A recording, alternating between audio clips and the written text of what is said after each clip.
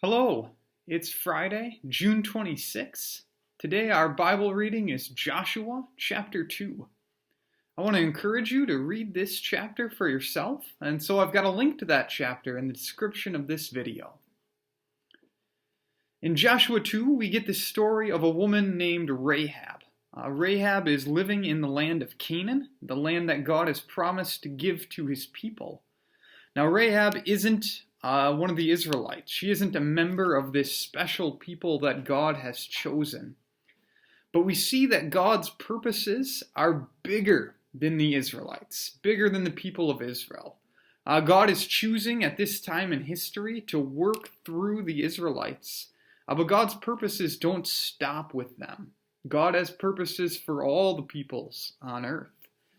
And so Rahab hears about God, hears the stories of what God has done for his people, and Rahab comes to believe in God. She says, "The Lord your God is God, in heaven above and on the earth below." She confesses that this God, the Lord, is God over everything, that there isn't another God.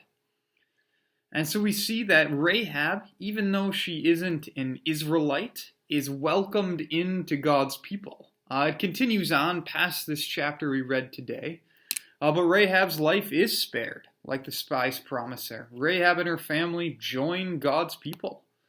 Rahab, in fact, becomes an ancestor of Jesus Christ himself.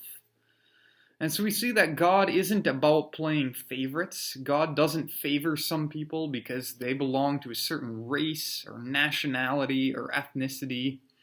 God welcomes and gathers people from all over into his people.